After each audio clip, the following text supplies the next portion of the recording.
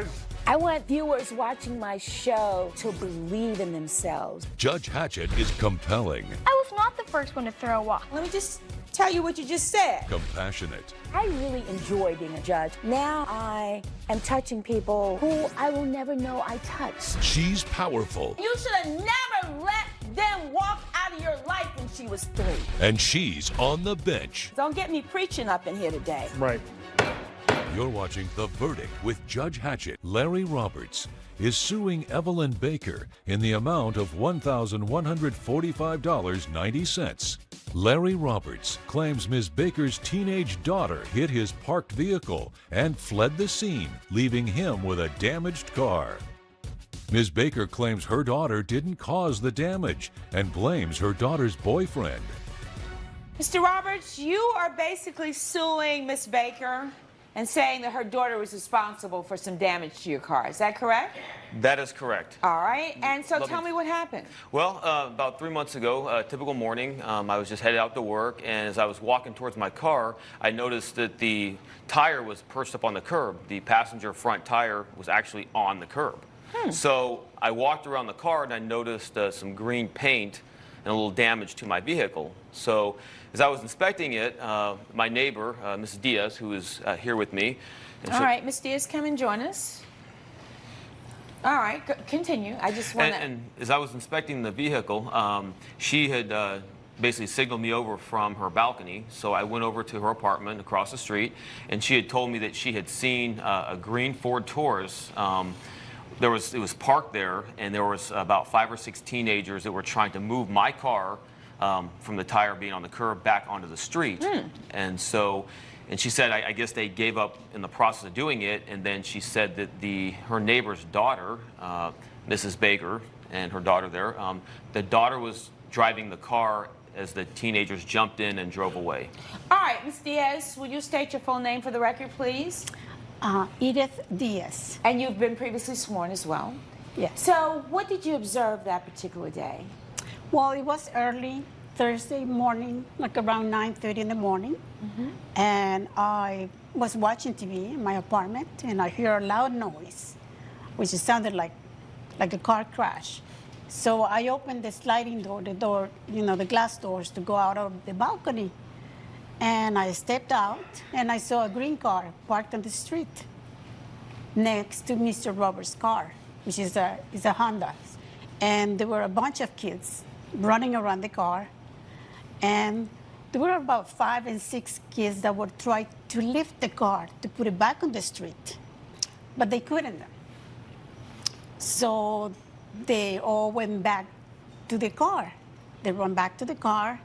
And then Miss Janice, she fled too. She went back to the driver's seat, and they drove away. And you know both Miss Baker and her daughter because they are your neighbors. Yeah, they're my neighbors. So they're no strangers. No. All right, so Miss Baker, what do you have to say about all of this? Your Honor, when I talked to my daughter about what happened, she did confess to everything. She told me what happened. She told me that her boyfriend is the one that was driving the car when Mr. Roberts' car was hit. Did they have permission to drive your car? They did not have permission to drive my car. No, they did not. And I talked to her. I told her that I did not approve of the guy she was dating. Brady, he's 18 years old. He's in prison right now. I don't approve of the relationship. Why is he in prison? Because he violated his probation. Oh, so he'd already been in trouble. Then he violated his probation, and now he's back in prison. Is that right? And your mother didn't approve. Any wonder why she wouldn't approve? Well, technically, Your Honor, I didn't even know that he was in trouble until after the situation. That's when he told me about his probation and everything else that he did before that. I didn't know that yet, but she did tell me he seemed sketchy and everything like that. But, you know, my judgment, I care for him and everything like that. I didn't think that... Let me tell you. You're your age, you think your mama doesn't know anything. But I promise you, by the time you're your mother's age, you'll understand how wise she is. So what happened that day? Tell me what happened. I told my mom that I didn't hit Mr. Roberts' Honda because I didn't. My boyfriend Brady did. When she left for work that Thursday, he came over with a couple of his friends, a couple of my girlfriends and stuff, and he suggested that we all go to the mall. Clearly, you don't have your mother's permission to take the car. Right. Do you even have a driver's license? No, I don't drive. I wasn't the one driving. So he said, let's just take the Taurus. And of course I was skeptical. I don't usually do stuff like this. I was skeptical. I was like, I don't want to do this. But he said nothing bad was going to happen. He said his friend offered to replace the gas and everything like that. So I thought, okay, maybe she'll never notice. He claimed she would never notice. So he also said he would get me something at the mall. So I was, me being tempted, I know, I'm sorry. But I did give in to my judgment, and I'm sorry I did. But as soon as we pulled out of the parking lot and headed down the street, he dropped his cigarette in his lap and lost focus of the road. And he hit Mr. Roberts' car and moved it up onto the curb. So, of course, we're all panicking. Like, I knew that it was completely noticeable. So he said if we could just push it back onto the street, maybe he wouldn't notice the damage as much. So we all got out of the car, tried to pick up the car and put it back on the street, but it wouldn't move. I'm not strong enough, so it wouldn't move. It wouldn't move. It wouldn't move at all, so I panicked. So he's going to cover up one situation by then trying to do something else. Well, let me tell you, if we can just move the car off the curb into the street, maybe he won't notice. Do you not see a problem with this? Of course he was going to notice, but I didn't think maybe it wouldn't be as bad. You know, maybe he would see the car, oh, that's my car, and just keep going. I didn't think, it was a small little scratch. It wasn't like it was a huge dent. Well, for $1,145, it was more than a scratch. Coming up on The Verdict with Judge Hatchett. So he comes back with the estimate, and what happens? I told him that I'm not responsible. We are not responsible. Why my weren't daughter you was responsible? My daughter was not driving the car when his car was hit. It was Brady who was driving the car. And later, The assignment overall was worked on together. I But understand. I'm still talking about, though, this scene that I wrote on my own. you're watching The Verdict with Judge Hatchett. The Verdict with Judge Hatchett is back with the case of Larry Roberts, who is suing Evelyn Baker for property damage. Do you confront Ms. Baker about the situation, Mr. Roberts? Yes, so once I spoke with Ms. Diaz, I basically filed a hit-and-run report. I took some pictures and then went to work, and then later... And you have pictures of the car, Yes, is that I correct? have that right here. Officer, may I see those, please? Yes, There's also an estimate as well as a police report in there as well. All right. So I did that, and then being that I kind of knew who it was or had a suspicion, I went across the street and to be honest, I snuck into the parking structure when a tenant was driving out, and I searched until I found a green car, and I went around and I looked at what appeared to be somebody, like a bad patch job of somebody trying to repaint over where some damage had been done. So I went to Miss Baker's house, and I knocked on the door and basically introduced myself and explained that I believed her car had been involved in a hit and run. And All right. so and she seemed very surprised about it, you know, like kind of in denial, like that her daughter could even do such a thing, and Right. she adamantly claimed that she doesn't have a license, she wouldn't drive. I say, well, you know what, I'll just go get an estimate and then I'll come back. Okay. And so you get an estimate and you come back, and what is her response? her response was adamantly no. Why? She basically said And let me that, ask her, why? He was not that nice when he came to speak with me the first time. He was very demanding. He was very frustrated, which I understand, but he was not polite like he's saying he was. So he comes back with the estimate, and what happens? I told him that I'm not responsible. We are not responsible. Why weren't you responsible? My daughter was not driving the car when his car was hit. It was Brady who was driving the car. And I feel as though since he is 18, he's responsible to pay for those damages. So when the accident happened, and everybody jumps back in the car, Ms. Diaz says it was you who was driving off. Is that true? Your Honor, yes, it is true. When I told everybody to get back in the car because I panicked, I didn't want Brady driving anymore because of what happened.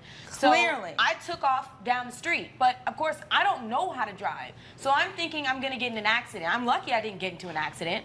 So Thank when we goodness. got towards the end of the street, he took the wheel. He saw I was driving crazy and everything, so he decided to take the wheel, and I went ballistic. I started yelling at him. I said, you need to find a way to fix this and everything before my mom gets home. So he said that his friend knew a guy who could fix it fast, fix it in a small time period. So he drove it to the guy's house, And that guy only does, what, paint jobs on motorcycles? So, but surprisingly, he did a little bit, I guess not really, of a good job, and he just took it right back home. Miss Baker, let's just bottom line this. This is your car. Yes. Your daughter allowed Brady to drive this car, certainly against your rules. Yes.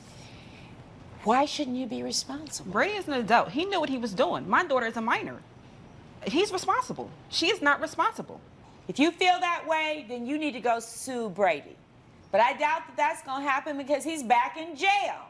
I hope you've learned a lesson from this. Miss Baker, I am entering judgment for Mr. Roberts in the amount of $1,145.90 to be exact. And if you feel that strongly, then you need to go and sue Brady. But they were in your car. They were operating your car with your daughter having facilitated it, and therefore you are responsible. There's nothing further. We'll stand adjourned. Judgment for the plaintiff as so ordered. Judge Hatchett has ruled in favor of the plaintiff.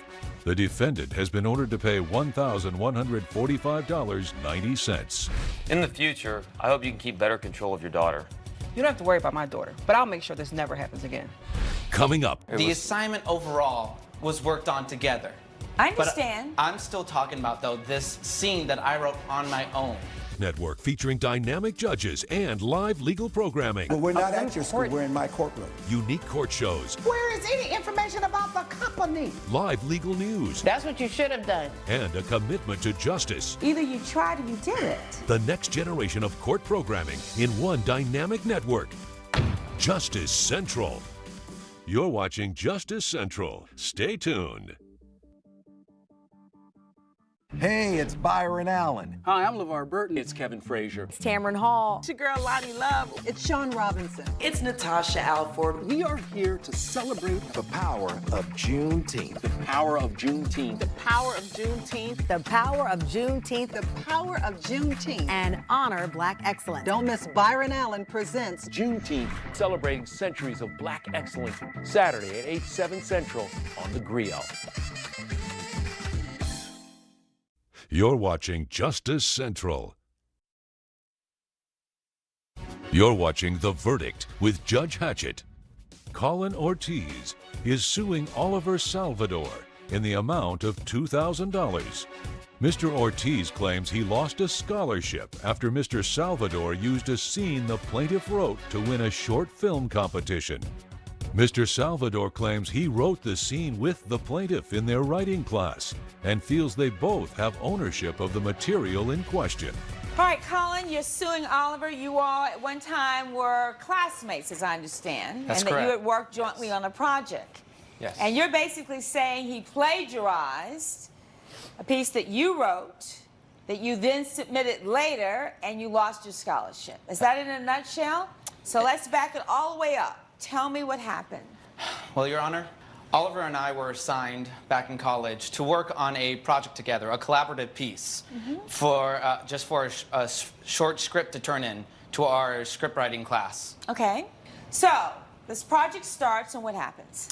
The project started, and we were too busy to really meet each other in person to collaborate with each other on the project itself. So we just decided to shoot each other emails of different scenes that we would collaborate on each other for scenes. Is that the way it worked? Yeah. Oliver? So we went back and forth with the emails, and we did 2 rough drafts. We turned them in, and after the second rough draft, we decided that we should take out some material, and we did. So you all were collaborating on a class project. On the Yes. screen. And so you would email pieces of this Yes. And edit project whatever back word and we forth, thought edit was it. okay. This piece that we were working on together for the class assignment, Right. it was finished. You know, we shot each other emails and we worked on it and we finished the project together. All right. We edited it a little bit and then we were ready to turn it in. But All right. I thought that the project was running a little thin. It was a comedy piece. The project was to work on a comedy piece. All right. I thought that it needed something a little bit extra. So I decided to take my own time to write this own piece that I just thought of on my own. And you emailed it to Oliver. I emailed it to Oliver, and he liked it. You know, Okay. we both agreed that we liked it. But you wrote it. I wrote it. I solely wrote this scene. All right. Okay. I'm not too aware of who wrote what. It's the same assignment. Like, it's both of our works. So But if I thought- write part A and you write part B and we put them together, There's still what- certain parts that we will edit, like, say a name. The assignment overall was worked on together. I But understand. I'm still talking about, though, this scene that I wrote on my own. Coming up, I look up this short film that it said that I copied, and this is my script. This is my scene that I wrote. The Verdict with Judge Hatchett is back with the case of Colin Ortiz, who is suing Oliver Salvador for intellectual property theft. Now, how can you show me that you wrote that scene on your I own? have the evidence right here, madam. Oh, I have the let me evidence see right here. that. Here you go. I have right And this there. is the email of the Tho- scene? That is the scene that I wrote solely. On there, you will see the original scene that we, the one that we put on our assignment. Secondhand Watch was his. Stopwatch was my story that is in contest here.